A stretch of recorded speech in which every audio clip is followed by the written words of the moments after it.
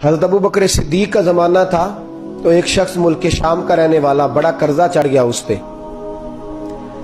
تو وہ حضرت ابو بکر صدیق کے پاس آیا، کہنے لگا آپ امیر بھی ہیں اور امیر بھی ہیں، دونوں باتیں، ایک امیر یہ ہے کہ مسلمانوں کے سربراہ ہیں، اور دوسرا اللہ نے آپ کو مال و دولت بھی عطا فرمایا ہے، تو میرے اوپر قرضہ چڑھ گیا ہے تو مہربانی فرمائیں۔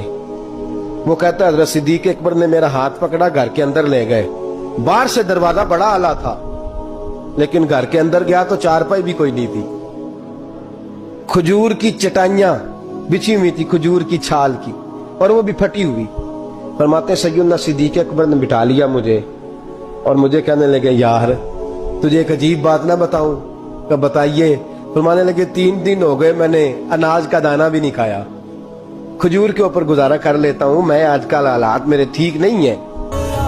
لگا جی پھر میں کیا کروں؟ تو آپ فرمانے لگے تو عثمان غنی کے پاس جا۔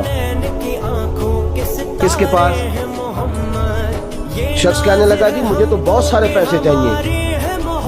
تو آپ نے فرمایا تیری سوچ وہاں ختم ہوتی ہے جہاں سے عثمان کی سخاوت شروع ہوتی ہے، تیری سوچ وہاں تو جو سوچتا ہے نا اتنے ملیں گے، تیری ختم ہوتی ہے سوچ جہاں سے عثمان کی سخاوت شروع ہوتی ہے، تو جا۔